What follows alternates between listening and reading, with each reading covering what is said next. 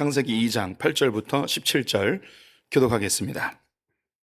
여호와 하나님이 동방의 에덴의 동상을 창설하시고 그 지으신 사람을 거기에 두시니라. 여호와 하나님이 그 땅에서 보기에 아름답고 먹기에 좋은 나무가 나게 하시니 동산 가운데에는 생명나무와 선악을 알게 하는 나무도 있더라. 강에 에덴에서 흘러나와 동산을 적시고 거기서부터 갈라져 내 근원이 되었으니 첫째의 이름은 비손이라. 금이 있는 하웰라 온 땅을 둘렀으며 그 땅의 금은 순금이요 그곳에는 베델리엄과 호마노도 있으며 둘째 강의 이름은 기혼이라. 구스 온 땅을 둘렀고 셋째 강의 이름은 히데겔이라 아수르 동쪽으로 흘렀으며 넷째 강은 유브라데더라. 여호와 하나님이 그 사람을 이끌어 에덴 동산에 두어 그것을 경작하며 지키게 하시고 여호와 하나님이 그 사람에게 명하여 이르시되 동산 각종 나무의 열매는 내가 임의로 먹되 선악을 알게 하는 나무의 열매는 먹지 말라. 내가 먹는 날에는 반드시 죽으리라 하시니라. 아멘. 오늘도 주님의 보좌 앞으로 나오신 성도님들에게 하나님의 은혜와 평강이 함께 하시기를 축원드립니다. 우리 함께 5월달 인사 함께 나눠보도록 하겠습니다. 우리는 구별된 사람입니다. 인사하겠습니다. 우리는 구별된 사람입니다. 감사합니다. 우리는 크리스천 베이직이라는 주제 가지고 기독교 세계관을 함께 살펴보고 있습니다. 기독교 세계관은 4개의 큰 주제로 이루어져 있죠. 창조, 타락, 구속, 회복입니다. 하나님께서 이 세상을 아름답고 충만하고 완벽하게 창조하셨습니다. 하지만 인간의 죄로 세상은 타락하게 되었고 그 결과 우리는 고통 가운데 세상을 살아가고 있죠. 하나님께서는 이 고통당하는 인류를 불쌍히 여기셔서 이 고통의 원인인 죄의 문제를 해결하기 위해 자기 아들 예수 그리스도를 십자가에 달려 죽게 하심으로 죄의 문제를 해결하셨습니다. 이로 인해서 예수 그리스도 안에서 이 세상은 회복되어져 가고 있고 예수님이 다시 오시는 그날 세상은 완벽하게 회복이 될 것입니다. 저와 우리 성도님들 역시 예수 그리스도를 영접하는 순간 우리의 회복의 역사가 일어나게 됩니다. 이미 우리 성도님들은 예전의 모습과 전혀 다른 새로운 변화의 모습, 회복의 단계에 진행되고 있고요. 우리가 천국에 입성하는 그때 우리는 아름다운 보석으로 또 정결한 신부로 완전히 회복되어질 것입니다. 우리의 회복의 과정 속에서 가장 먼저 하나님과의 관계가 회복됩니다. 하나님이 멀리 계신 분이나 두렵고 심판자로 여기는 것이 아니고 나와 함께 동행하시는 아버지 하나님으로 느껴지게 되는 거죠. 또 내 자신이 회복됩니다. 내가 하나님의 형상대로 지음받은 존귀한 존재라는 사실, 나의 가치를 올바로 알게 되는 것이죠. 또한 나의 가치가 변화되니까 나와 함께하는 가정도 변화되기 시작합니다. 가족들이 나의 짐처럼 느껴지고 혹은 나를 힘들게 하는 나를 고통스럽게 하는 상처의 원인이라고 생각되지만 이 가족 안에서 하나님 목적하고 계획하신 바를 발견하며 성장의 과정으로 삼게 됩니다. 이렇게 나를 넘어서 가정을 넘어서 이 회복은 세상으로 나가게 됩니다. 하나님께서 이 세상을 창조하셨고 이 세상에 인간을 보내셨습니다. 이 세상을 선물로 주신 것이죠. 그냥 보내신 것은 아니고 명령과 함께 보내셨는데 그 명령은 생육하고 번성하고 충만하고 정복하고 다스리라는 명령과 함께 보내셨습니다. 이 5가지의 명령을 아울러서 문화 명령이라고 일컫게 됩니다. 이 문화 명령이라는 것은 인간이 행하는 모든 그 흔적들을 문화라고 이야기하죠. 그래서 그것이 켜켜이 쌓여서 지금의 문명이 되어졌는데요. 사람들이 하나님의 뜻, 하나님의 말씀, 하나님의 질서를 받아서 이것을 이 땅 가운데 문화로서 이루어내도록 하는 명령입니다. 그냥 우리가 마음대로 우리가 하고 싶은 대로 문화를 만드는 것이 아니고 하나님의 뜻, 하나님의 질서, 하나님의 법대로 이 세상에 문화를 만들어내는 것, 다른 말로 하나님 나라를 이루어내도록 우리를 이 땅 가운데 보내신 것이죠. 이것이 좀 더 쉬운 언어로 표현된 것이 오늘 읽었던 창세기 2장 15절입니다. 같이 다시 한번 읽어보도록 하겠습니다. 여호와 하나님이 그 사람을 이끌어 에덴 동산에 두어 그것을 경작하며 지키게 하시고 하나님께서 에덴 동산에 아담과 하와를 두시고 이것을 경작하고 지키게 하셨습니다. 바로 이 경작하고 지키는 것이 문화 명령을 풀어서 조금 더 쉽게 설명한 것이라고 할 수 있겠습니다. 하나님께서 이 세상을 창조하시고 아담과 하와를 그 땅에 두시고 경작하고 지키라고 하셨는데 그 땅을 경작하는 법과 지키는 법을 아담과 하와는 알 수 없죠. 성경에서 명확하게 언급하고 있지 않지만 이 경작하고 지키는 것은 반드시 하나님께로부터 배워야만 되는 것입니다. 그래서 하나님으로부터 학습되어진 것을 이 땅 가운데 풀어내는 것, 이 배움의 원천이 하나님임을 우리는 지난 한 달 동안 이야기 나눠보기도 하였습니다. 하나님께서 이 땅 가운데 행하기 원하셨던 오리지널 플랜, 하나님의 그 원천적인 하나님의 계획이 아담과 하와로부터 흘러나와 이 땅 가운데 이루어지기를 바랬던 것이죠. 하나님은 경작하고 지키라고 아담과 하와에게 명령하셨는데 이것은 우리에게도 이미 다 들어와 있습니다. 그것을 경작 본능이라고 표현하는데요.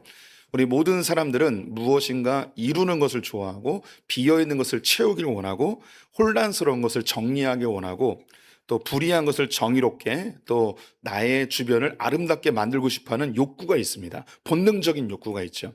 우리 젊은 세대들 중에서 또 찾기는 좀 어렵지만 우리 가운데도 있을 수 있어요. 집 앞에 텃밭이 있으면 그냥 놔두지 않고 식물을 재배하고 싶은 그런 욕구가 있습니다. 또 집에 벽이 비어 있으면 그냥 놔두지 않고 거기에 아름다운 무엇인가를 걸고 싶어하는 욕구도 있죠. 또 내 삶이 무료하게 그냥 시간이 흘러가는 것 말고 내 삶을 좀 가득 풍성하게 채우고 싶은 그런 욕구들이 다 있습니다. 이걸 경작 욕구라고 하는 거죠.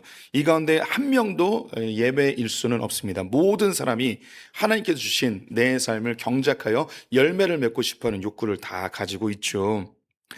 무다라는 것은 인간이 행하는 그 모든 것들에 켜켜이 쌓여진 결과물입니다. 그래서 우리 인간이 행하는 모든 것들이 문화가 될 수 있습니다. 일도 그렇고 놀이도 그렇고 여가, 예술, 학문, 건축, 언어, 관계 이 모든 것들이 문화로서 우리에게 놓여져 있습니다. 이 문화들은 좋은 문화도 있지만 안타깝게도 악한 문화도 있습니다. 처음에는 좋은 의도로 만들어졌는데 이것이 변질되어 악한 결과를 낳는 문화들도 있고요. 또 어떤 경우에는 아주 의도적으로 악한 의도를 가지고 이 나쁜 문화를 만들어서 다른 사람의 것을 빼앗고 재물을 빼앗고 다른 사람을 고통스럽게 하는 그것이 문화로 정착되어 있는 그런 경우들도 있습니다. 하나님이 원래 디자인하셨던 것은 좋은 문화이겠죠. 그런데 왜 이 세상엔 악한 문화가 존재하고 있을까요? 그 이유는 죄 때문입니다. 하나님이 동산에 아담과 하와를 두시고 경작하고 지키라고 하셨습니다. 하지만 동시에 한 가지 명령을 더 두셨는데 그것은 선악과를 먹지 말라 하신 것이었죠. 이 선악과는 단순히 과일을 먹지 말라라는 명령이 아니고 이건 하나님의 질서, 하나님의 명령, 하나님의 규칙을 지키라는 것입니다. 하나님의 질서를 어기는 순간 인간은 풍성한 삶과 생명을 잃어버리죠. 물고기가 물속에서 살도록 하나님이 명령하셨는데 물 밖으로 나오는 순간 풍성한 삶과 생명을 잃어버리는 것과 동일합니다. 기차를 만든 사람이 레일 위를 달리도록 기차를 제작하였는데 이 기차가 레일 밖을 벗어나는 순간 엄청난 큰 사고가 벌어지게 되죠. 생명이 없어지고 자유함이 사라지게 됩니다. 이 선악과는 바로 그런 것입니다. 하나님의 통치를 받도록 하나님께서 에덴 동산에 아담과 하와를 두셨는데 그곳에서 네 마음대로 사는 것이 아니고 하나님의 통치와 하나님의 지도를 받으며 그 땅을 통치하기를 그 땅의 하나님 나라를 이루기를 바라시는 것이었습니다. 하지만 안타깝게도 아담과 하와는 사단의 미혹에 빠져 선악과를 먹어 인류 가운데 죄가 들어오게 되었습니다. 그래서 하나님께서 에덴의 문화 명령으로 주신 이 경작하는 것과 지키는 것이 왜곡되고 변질되게 되었습니다. 이 경작은 착취로 바뀌게 되었고 지키는 것은 방치로 바뀌게 되었습니다. 하나님께서 경작하라 하신 것은 땀 흘리고 수고하여서 수확의 열매를 얻게 하는 것이죠. 이것이 바로 경작입니다. 이것이 하나님께서 만드신 질서입니다. 하지만 이 세상은 내가 땀 흘리고 수고하여서 수확의 열매를 얻는 것보다는 내가 수고하지 않고 더 많이 얻는 쪽으로 흘러가고 있습니다. 내가 수고하지 않았음에도 더 많이 얻을 수 있는 방법은 다른 사람을 착취하거나 빼앗는 것 외에는 방법이 없습니다. 사람들은 이 세상은 점점점 더 내가 땀 흘리지 않고 수고하지 않고 어떻게 해서든 더 많은 것을 얻고자 하는 착취의 문화로 흘러가고 있는 것입니다. 정당한 경작이 이루어지지 않는 세상, 사람들이 사람을 유린하고 환경을 파괴하며 자기의 배를 더 채우려 하는 이런 문화로 흘러가고 있는 것을 우리는 부인할 수 없습니다. 2010년 4월 20일에 미국 멕시코만에서 석유를 시추하는 배가 큰 화재로 원유가 유출되는 사고가 일어났습니다. 영국의 정유회사인 BP의 딥워터 호라이존이라는 배였는데요. 이 배가 폭발하면서 11명의 노동자들이 죽게 되었고 87일 동안 원유가 유출되면서 인근에 있는 해안 생태계가 다 파괴되었습니다. 여기서 생계를 유지하던 그런 어부들 역시 생계가 다 망가지는 안타까운 일이 발생하게 되었죠. 이 화재를 진압하고 원인을 규명하던 과정 속에서 어떤 사고로 인한 것이 아니었고 비용 절감을 위하여서 안전 규정을 소홀히 한 것이 원인이었습니다. 더 많이 배 부르기 위해서 마땅히 해야 될 것을 하지 않는 이런 착취적 문화가 엄청난 큰 사고를 일으킨 것이죠. 이런 일은 유사한 일로 지금까지 계속 진행되고 있습니다. 오늘날에도 소위 인재라고 불리는 마땅히 해야 될 일인데 비용을 절약한다던가 아니면 게으름이라던가 아니면 자신에게 명령이 내려왔는데 그 명령에 순종하지 아니함으로 이런 인재들이 발생하게 되는 거죠. 이뿐만 아니라 제3세계에서 세계 유력한 회사들이 어린아이들과 여성들을 착취하며 저임금으로 고부가가치들을 이뤄내는 것을 보게 됩니다.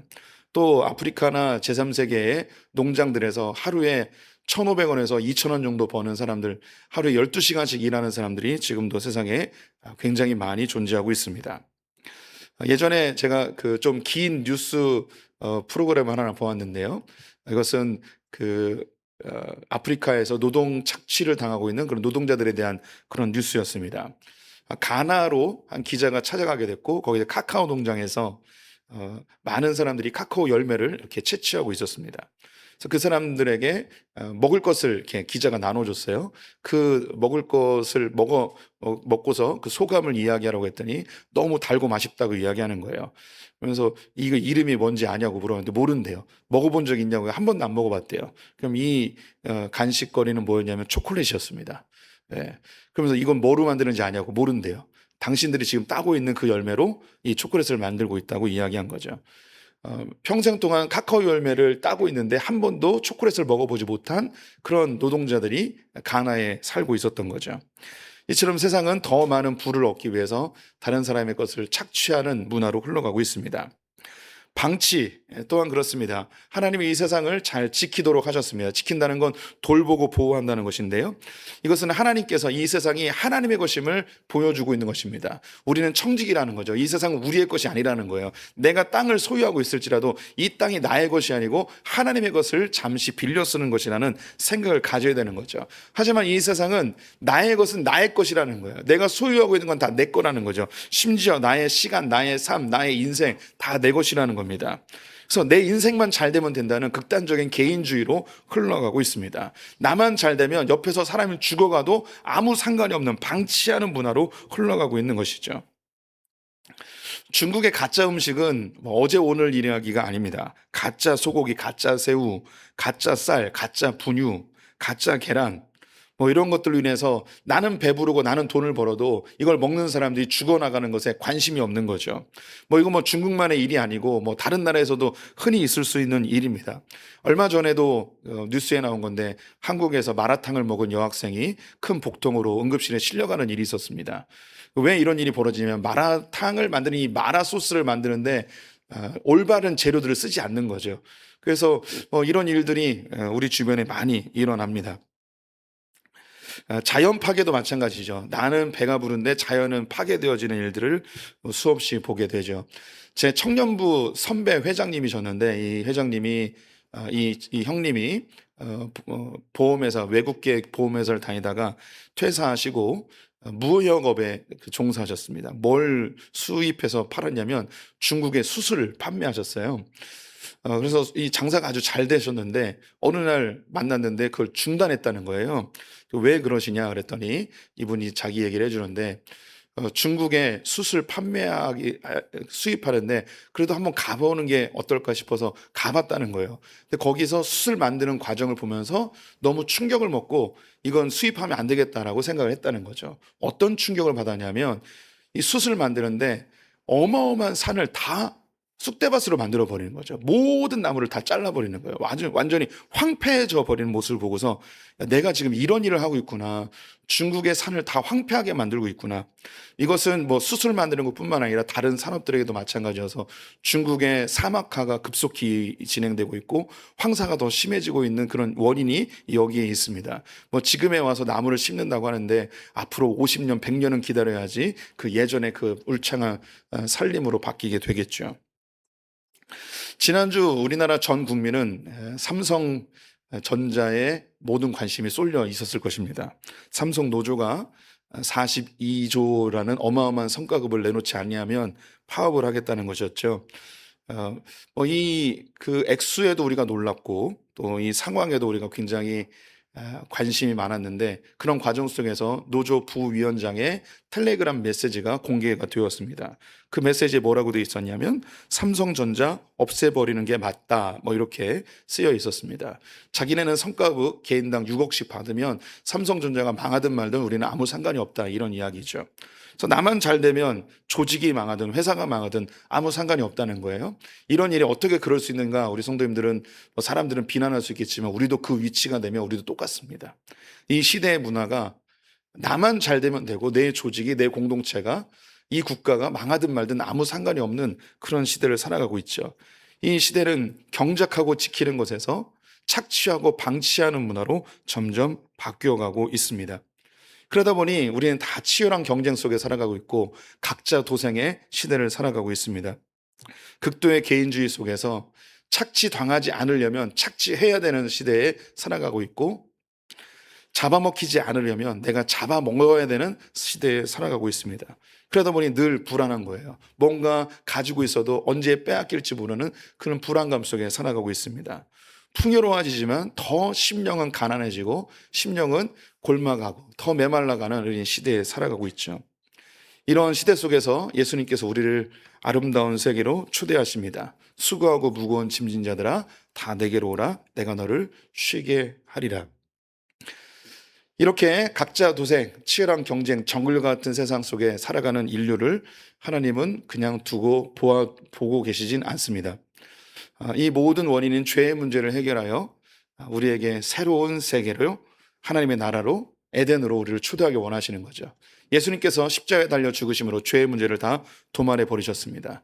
예수 그리스도와 함께 이 세상엔 회복이 시작되었고 하나님의 그 오리지널 플랜이 작동하기 시작합니다. 모든 만유가 모든 세상의 것들이 하나님이 원래 디자인하셨던 그 모습으로 하나씩 하나씩 되찾아가게 됩니다. 그 일을 누가 하는가? 바로 예수 그리스도를 영접한 하나님의 사람들을 통하여서 이 경작과 지킴이 다시 작동하기 시작을 하는 거죠. 이 예수를 믿는 사람들의 모임을 교회라고 이야기합니다. 교회를 통해서 이 일이 이루어집니다. 지금까지 2000년 교회 역사 속에서 이런 일들은 계속 진행되어지고 있고 앞으로도 진행되어져 갈 것입니다. 오늘은 바로 그 하나님께서 명령하신 경작과 지킴, 예수 그리스도를 통해 교회가 다시 만들어낸 이 경작과 지킴이 무엇인지 조금 깊이 살펴보도록 하겠습니다. 경작이라는 것은 히브리어로 아바드라고 읽습니다. 이 아바드는 크게 세 가지의 뜻을 갖고 있는데요. 첫 번째는 일하다라는 뜻이고 두 번째는 봉사하다, 섬기다라는 뜻을 갖고 있습니다. 마지막 세 번째는 예배하다라는 뜻을 갖고 있죠. 우리가 사람들을 섬기는 걸 서비스라고 하는데 하나님께 서비스하는 것을 예배라고 합니다. 그래서 이 서비스에는 예배라는 뜻을 품고 있습니다. 먼저 일하다입니다. 하나님은 우리를 이 세상에 보내셔서 일하길 원하십니다. 하나님은 땀 흘리고 수고하여서 수확의 기쁨을 누리는 것을 우리에게 주길 원하십니다. 이 세상은요, 일하는 것을 매우 하찮게 생각했습니다. 불과 한 100여 년 전만 하더라도 여전히 유교의 강한 영향 속에서 사대부들, 양반들은 땀을 흘리지 않는, 일하지 않는 사람들이었습니다. 그리고 나머지 우리 소풍교회 성도님들이 거의 대부분 여기에 속해 있었을 텐데 100년 전에 태어났으면 다 노예들, 노비들, 종들이었습니다. 이 사람들이 땀 흘리며 일해야 되는 거죠. 이러한 구조는 우리 조선 땅뿐만 아니라 계급 구조로 있는 모든 세상에선 그렇습니다. 소위 귀족 계급들은 일하지 않고요. 하찮은 사람들, 능력 없는 사람들, 어리석은 사람들만 일하는 구조를 가지고 있었습니다. 일 자체에 대해서 하찮게 여기고 미련한 것으로, 능력 없는 것으로 취급하는 것이 바로 이 노동, 일이었습니다. 하지만 성경은 땀 흘리고 수고하여 경작하는 것이 하나님의 명령이고 이 가운데 하나님이 만들고 싶어하는 아름다운 문화가 담겨 있음을 선언하고 있는 거죠. 인생 전체의 진리를 깨달았던 솔로몬이 이런 고백을 합니다. 전도서 2장 24절 말씀 같이 읽어보겠습니다. 사람이 먹고 마시며 수고하는 것보다 그의 마음을 더 기쁘게 하는 것은 없나니 내가 이것도 본즉 하나님의 손에서 나오는 것이로다. 솔로몬이 인생 전체를 살면서 깨달은 게 있는데 인생에서 가장 기쁜 게 뭐냐면 수고하여 수확의 열매를 맺어서 이것으로 먹고 사는 것이 제일 큰 기쁨이라고 이야기합니다. 오늘날에 와서 많은 심리학자들이 인간이 드리는 가장 큰 기쁨은 성취의 기쁨이라고 합니다. 내가 목표한 것을 성취했을 때 가장 큰 기쁨이 있어요. 근데 이 성취가 어려우면 어려울수록 그 기쁨은 더 강력하게 됩니다. 이 세상은 그 어려움을 싫어해서 성취의 기쁨을 누리지 못하고 찰나의 도파민을 분비하는 그런 찰나의 기쁨들만, 재미만, 쾌락만 추구해서 우리 안에 행복감이 많이 상쇄되었음을 심리학자들이 이야기하고 있습니다. 이 노동의 가치, 일하는 기쁨을 예수 그리스도께서 오셔서 우리에게 알려주셨습니다. 예수님은 공생애 하기 전에 목수셨습니다. 성경에서 예수님의 아버지가 빨리 사라진 것으로 보아 많은 학자들은 예수님의 아버지가 일찍 죽은 것으로 봅니다. 그래서 가장의 역할을 예수님이 감당하고 있었던 거죠. 우리 성도님들이 타 종교를 좀 아시는 분들이 있다면 타 종교의 창시자들이 거의 대부분 귀족입니다. 왕족이에요. 그들은 일하지 않습니다. 부처님이 일했다는 거 보셨습니까? 부처님은 그냥 앉아만 계시죠. 공자 이런 분들 학무만 하고 육체의 노동은 하찮은 것으로 여겼습니다. 그런데 예수님은 평생을 목수로서 생활하셨습니다. 예수님은 오병이어로 5천 명을 먹일 수 있는 분이셨습니다. 가족들에게 7, 8명 되는 가족에게 예수님이 그냥 손 한 번만 튕기면 그릇에 그 보리떡과 물고기가 가득가득 담기게 할 수 있는 그런 능력자셨어요. 하지만 예수님이 그렇게 하지 않으셨습니다. 땀 흘려서 목수의 일을 하며 가정을 이루었던 가정의 가장으로서의 역할을 감당하신 그런 땀 흘림의 기쁨을 아셨던 분이죠. 또한 예수님께서 이 땅에 보내셨을 때에 하나님이 명령하신 예수님의 가장 중요한 사명, 사역은 뭐냐면 십자가를 지는 것이었습니다. 십자가는 로마 시대의 가장 흉측한 형벌이었죠. 하지만 예수님은 이것을 인내하시며 그것을 통과하십니다. 그 이유는 그 죽음 이후에 부활과 또 인류의 구원의 기쁨이 기다리고 있기 때문에 그 고통을 견뎌내시죠. 말씀으로 확인해 볼까요? 히브리서 12장 2절 말씀 같이 읽어보겠습니다. 믿음의 주요 또 온전하게 하시는 이인 예수를 바라보자. 그는 그 앞에 있는 기쁨을 위하여 십자가를 참으사 부끄러움을 개의치 아니하시더니 하나님 보좌 우편에 앉으셨느니라. 네, 예수님께서는 십자가의 고통을 견뎌내셨습니다. 죽음 이후의 부활과 인류의 구원의 기쁨을 바라보며 그 길을 걸으셨죠. 일이라는 거, 노동이라는 거 결코 쉬운 일이 아닙니다. 고통스러운 것이죠. 세상은 점점 쉬운 일만 하려 하고 힘든 일을 회피하려 합니다.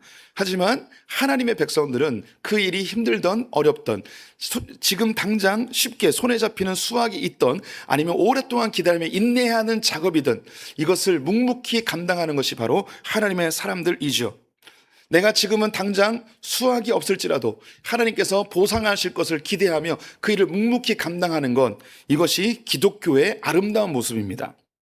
그래서 기독교가 강성한 나라들에는 전문가 집단들이 있습니다. 장인들이라고 불리는 사람들이 있는 거죠. 종교개혁을 일으켰던 루터와 칼빈이 함께 공통적으로 이야기했던 것이 직업 소명이라는 것입니다. 소명이라는 것은 하나님이 부어주신 하나님의 부르심이라는 뜻이죠. 내가 하고 있는 그 일이 하나님의 부르심이라는 거예요. 이것은 천직과는 개념이 다른 것입니다. 천직은 하늘이 내려준 나의 직업이라는 것인데 성경에는 그런 개념이 없습니다. 내가 하고 있는 일, 직업을 바꿀 수도 있어요. 어느 직장에 있든 어느 직업에 있든 관계없이 그 일은 하나님의 부르심의 현장이라는 것이죠. 그래서 그들은 사장님이 보든 안 보든 관계없이 열심히 일합니다. 자기가 하고 있는 일에 전문가가 되기 위해서 고통스럽지만 그것을 이겨내죠. 그래서 칼빈이 최초로 만든 도시국가였던 제네바를 중심으로 한 스위스에는 이 장인들이 모이기 시작했습니다. 그래서 스위스에는 시계를 중심으로 한 그런 장인 집단들이 지금도 여전히 남아있는 거죠. 또 독일은 루터가 이야기했던 그런 직업 소명, 내가 하고 있는 이 일이 하나님의 영광을 돌리는 일이라 생각해서 자기가 하고 있는 그 일을, 그 가문을 이어서 수백 년 동안 이어왔던 그 장인 집단들이 지금의 독일의 기술 강국을 만든 것이라고 이야기할 수 있겠습니다. 그 외에도 수많은 기독교 국가들이 이러한 전문가 집단들을 배출해내고 있죠. 그 이유는 무엇이냐? 지금 눈앞에 당장 보이는 이익보다도 내게 주신 이 일을 통해서 하나님께 영광 돌리겠다는 그 인내의 세월들을 묵묵히 참아온 사람들이 있었기 때문입니다. 그것이 하나님이 일하시는 일함의 기쁨이고, 이것이 누적되어서 그 한 공동체와 국가를 이루는 문화로 형성되는 거죠. 또한 이 아바드는 봉사하다, 섬기다라는 의미를 갖고 있죠. 우리는 일을 할 때에 나 자신을 위해서만 일하지 않습니다. 누군가를 섬기기 위해서 일하기도 하죠. 가장 직접적으로 나의 가족들을 섬기기 위해서 일을 합니다. 또한 고객들을 섬기는 것으로 일을 행하고 있죠. 식당에서 좋은 음식으로 고객을 대접할 때 사람들은 기쁨을 누립니다. 또 좋은 제품으로 사람들에게 제공할 때 기쁨을 누리죠. 고객들이 기뻐하면 그것을 만든 주인들도, 영업하는 사람들도 함께 기쁨을 누리게 되어 있습니다. 맛있는 음식을 먹어본 분들, 그 상점에 돈을 내는 것이 결코 아깝지 않죠. 오히려 더 내고 싶은 마음도 있습니다. 상점에 갔는데 좋은 서비스를 받았을 때 느끼는 그 기쁨, 또 오고 싶은 마음이 들게 되는 거죠. 그래서 단지 일이라는 것은 나의 주머니를 채우기 위한 것이 아니고 다른 사람을 섬기고 봉사하고 기쁨을 주기 위한 과정입니다. 그래서 나도 기쁘고 상대방도 기쁘고 이것이 문화로서 만들어져 가게 되는 것이죠. 예수님이 이 땅에 오셨을 때에 그분은 자기가 온 목적에 대해서 이렇게 선언하셨습니다. 인자가 온 것은 섬김을 받으려 함이 아니고 오히려 섬기러 왔노라 라고 이야기하셨습니다. 예수님이 이 땅에 오셔서 왜 섬기러 하셨을까요? 예수님의 섬김으로 우리가 기쁨을 누리죠. 우리가 기뻐하는 모습을 보고 하나님 아버지가 기뻐하시는 거예요. 이 경장이라는 것은 내 배만 채우는 것이 아니고 상대방을 기쁘게 해주는 것, 섬김, 봉사하는 것이 포함되어 있습니다. 더 나아가 이 아바드라는 경작에는 예배하다는 의미를 갖고 있습니다. 우리는 이미 이제 이 1시간 드리는 예배가 예배의 전부가 아님을 알고 있습니다. 우리는 일상생활 속에서 땀 흘리고 수고하는 것, 하나님의 방법대로 삶을 살아가는 것, 이것이 모두 우리의 삶의 예배임을 알고 있죠. 그래서 로마서 12장 1절 말씀에 하나님 모든 자비하심으로 권하노니 너희는 거룩한 산 제사로 드려라. 이것이 너희가 마땅히 드릴 영적 예배니라 라고 선언하고 있습니다. 우리의 삶이 예물이 되어서, 제물이 되어서 하나님께 삶의 순간순간마다 하나님의 방법대로, 하나님의 말씀대로 사는 것이 참된 예배임을 우리는 알고 있습니다. 그래서 우리 성도님들이 일하는 것, 직장에서 아이들을 가르치는 것, 상거래하면서 요리를 만들면서 그것이 예배가 되는 거예요. 내가 사람들을 기쁘게 하고 내가 수고한 것으로 인하여서 내가 수학의 기쁨을 누리는 것, 이 자체가 하나님께 예배가 되는 거죠. 착취와 방치가 아니고 하나님의 방법대로 땀 흘려서 수고하여 수학의 열매를 맺고 내가 다른 사람을 섬김으로 그 사람이 기쁨을 누리게 하는 것, 여기에서 하나님은 네가 참된 삶의 예배, 너희가 예배자구나, 그 삶을 받으시는 거죠. 예수님께서 하나님이 명령하신 그 십자가의 사명 앞에서 그것을 순종함으로 걷습니다. 예수님은 이 십자가의 고통을 순종함으로 걷는 것을 예배로 승화시키는데요. 요한복음 17장 1절 말씀 같이 읽어보겠습니다. 예수께서 이 말씀을 하시고 눈을 들어 하늘 우러러 이르시되 아버지여 때가 이르렀사오니 아들을 영화롭게 하사 아들로 아버지를 영화롭게 하게 하옵소서. 이때는 예수님께서 십자가를 지시는 때입니다. 이 십자가를 지는 것이 결코 쉽지 않기 때문에 아들을 영화롭게 해달라고 합니다. 하나님이 도와달라는 것과 또 그 죽음 이후에 부활에 대한 소망이 담겨 있습니다. 그리고 이 일에 대해서 내가 겸손히 순종하며 나가오니 이걸 하나님 영광으로 받아주십시오. 즉 예배로 받아달라는 거죠. 고난이고 고통이지만 하나님 명령하신 거 묵묵하게 하나님의 뜻대로 순종하는 것이 예배임을 보여주고 있습니다. 우리 성도님들의 삶에서 조금 힘들고 어렵지만 직장 생활에서 하나님의 방법대로 살아내는 것, 그것이 예배입니다. 우리 성도님들이 가정에서 자녀를 키우는 것, 때로는 다 때려치고 싶고 집을 나가고 싶은 그런 욕구가 들지라도 묵묵히 참아내는 것, 그것이 바로 예배입니다. 하나님 것을 예배로 받으시는 것이죠. 경작이라는 단어, 영어로 cultivate라고 되어 있는데요. 이 cultivate가 변형되어서 문화라는 컬처라는 단어가 나오게 되죠. 우리 성도님들이 하루하루 살아내는 순간순간 하나님의 뜻대로 살아가는 그것이 하나하나 뭉쳐져서 이 땅의 아름다운 문화로 만들어지게 됩니다. 내가 땀 흘리고 수고하는 것, 사람들에게 기쁨을 주기 위해 봉사하는 것, 또 내 삶을 통해서 하나님께 예배하는 것, 이것이 문화가 되는 거죠. 또 하나님께서는 지키라고 명령하셨습니다. 이 지킨다는 것, 돌보고 가꾸고, 이런 것을 바로 이 지키다라는 의미입니다. 이 하나님께서 만드신 이 문화, 주님께서 우리에게 주신 것, 그리고 우리에게 주어진 이 신앙의 유산들을 잘 지켜내야 합니다. 먼저는 이 세상의 자연을 우리는 잘 지켜야 됩니다. 성경은 이 피조물들이 인간들의 죄악으로 인해서 신음한다고 표현하고 있어요. 그래서 하나님의 아들들이 나타남으로 나타나길 간절히 소망하면서 이 세상의 피조물들이 그 원래의 목적대로 활용되기를 원하고 있습니다. 또 본문으로 확인해 볼게요. 로마서 8장 19절과 21절 말씀 같이 읽어보겠습니다.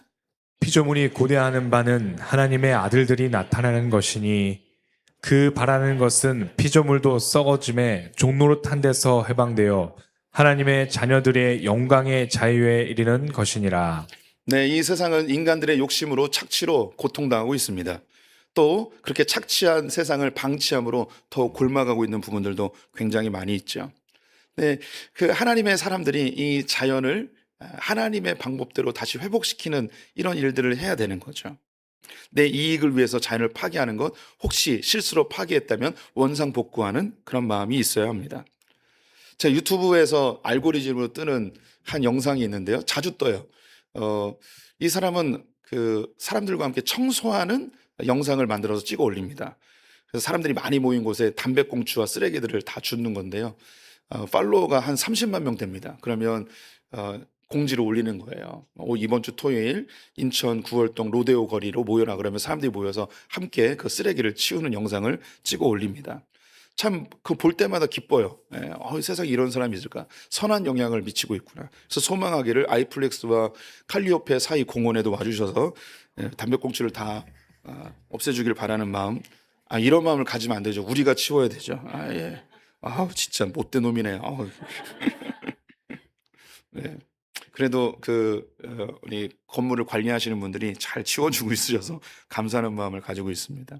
제가 그 영상을 보면서 이 사람 교회 다닐 것 같다라는 생각을 하게 됐습니다. 확인은 못 해봤지만 이런 성향 영향력을 하고 이 하나님 주시는 세상을 잘 가꾸려 하는 이런 마음 아무에게나 들지는 않을 것 같아요. 또 우리는 믿음의 유산을 남겨주신 우리 선배들의 그 문화를 잘 지켜내야 합니다. 주일 성수, 한국교회에게 주신 새벽기도, 또 교회에 대한 헌신, 다른 나라에서 찾아볼 수 없는 아름다운 문화들 우리가 잘 지켜내야 하죠. 요즘 젊은 세대들은 주일 성수의 개념이 우리와는 좀 다릅니다. 우리는 주일 성수 그러면 매주마다 교회에 빠지지 않는 거잖아요. 요즘 20대들에게 주일 성수는 어떤 개념이냐면 한 달에 한 번 나오는 게 주일 성수예요. 네. 이런 그 좋은 문화들이 사라지면 안 되죠. 또 하나님의 일반 은총 가운데 이 세상에 주어진 좋은 문화들을 잘 간직해야 됩니다.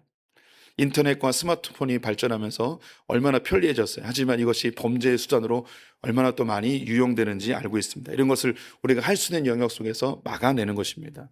또 사람도 잘 지켜야 됩니다. 사람을 착취하거나 이용하는 것이 아니고 사람들이 나에게 조금 실수해도, 내게 조금 마음의 상처를 주거나 혹은 손해를 끼쳤을지라도 사람을 착취하지 않고 사람을 존귀히 여기는 하나님의 방법대로 사람을 대하는 이런 문화를 만들어야 되는 것이죠. 이 세상은 하나님의 사람들을 기다리고 있습니다. 바로 우리 성도님들이 예수 그리스도를 통해서 이 일을 해오는 과정 속에 있습니다.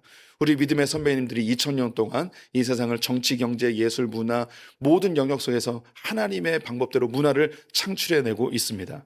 그 악한 것들은 제거하고 아름다운 문화를 지금까지 유지해 오고 있죠. 지금 우리도 그 연장선상 속에 있습니다.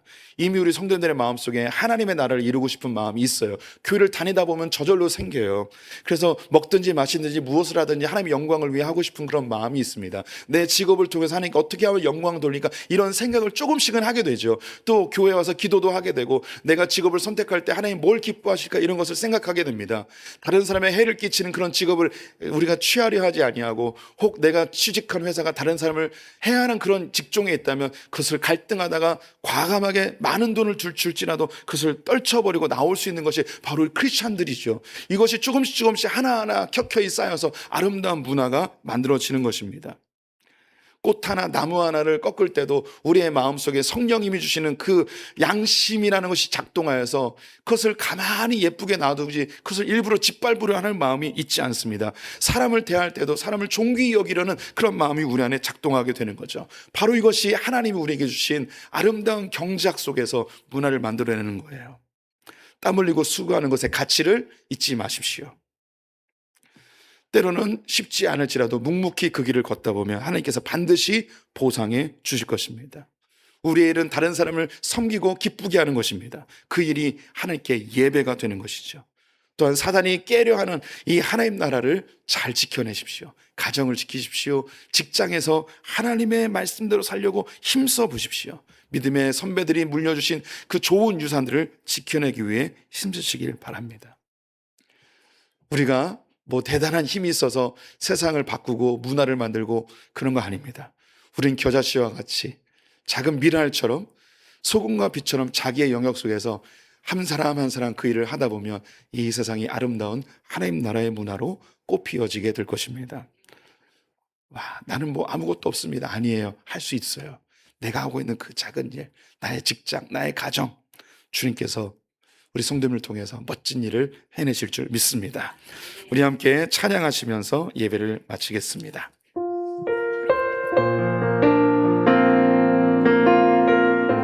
주님께서 우리 성도님을 사용하셔서 하나님 나라를 만들어 가십니다. 우리에겐 소원이 하나 있네. 우리에겐 소원이 하나 있네. 주님 다시 오실 그날까지, 주님 다시 오실 그날까지 우리 가슴에 새긴 주의 십자가 사랑, 나의 교회를 사랑케 하네. 주의 교회를 향한 우리 마음, 희생과 포기와 가난과 고난, 하늘며 죽음조차 우릴 막을 수 없네. 우리 교회는 이 땅에 교회를 교회되게 예배 되게 우리 사용하소서. 진정한 풍의 날 오늘 임하도록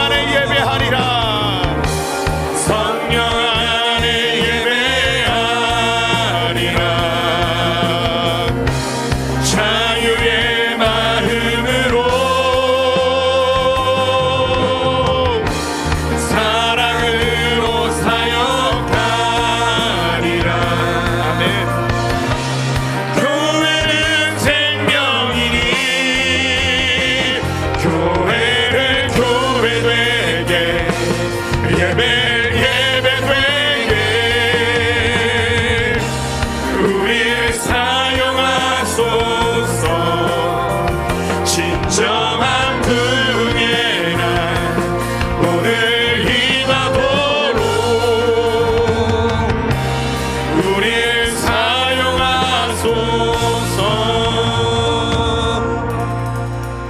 하나님, 우리는 힘도 없고 연약하고 보잘것없습니다. 하지만 하늘의 미랄이 땅에 떨어져 죽으면 많은 열매를 맺는다 하셨는데 2000년 교회의 역사 속에서 믿음의 선배들이 이 땅을 위하여 묵묵히 경작하고 지켜서 지금의 아름다운 이 교회의 문화가 만들어졌음을 고백합니다. 또한 이 세상의 악한 문화들, 피조물을 신음케 하는 문화들이 점점 사라지고 하나님의 성경적 문화가 온 세상에 편만하게 되게 하시니 감사합니다. 하지만 여전히 사탄은 이 하나님의 나라의 문화를 파괴하기 위하여 다양한 방법으로 공격하고 있습니다. 이 세상은 땀 흘리지 않고 수고하지 않고 많은 것을 얻으려 하며 여전히 다른 사람의 것을 착취하며 방치하며 우리의 삶을 누리라는 것을 보게 됩니다. 주님의 나라가 우리의 삶에 임하는 것을 보게 하여 주시옵소서. 각자에게 주어진 삶에 충성하며 하나님께서 우리의 삶의 그 순간순간을 예배로 받으심을 기억하며 마땅히 지켜내야 될 것 지키게 하시고 하나님 나라가 이루어지는 것을 갈망하며 사는 자들 되게 하여 주시옵소서. 지금 우리 주 예수 그리스도의 은혜와 하나님 아버지의 무한하신 사랑과 성령의 교통하심이 자기의 삶에서 하나님의 방법으로 경작하며 열매 맺기를 갈망하여 또 자신에게 주어진 것을 잘 지켜내기를 소망하는 소품의 모든 성도들 가운데 이 나라 이 민족 가운데 지금부터 영원토록 함께 있을지어다. 아멘.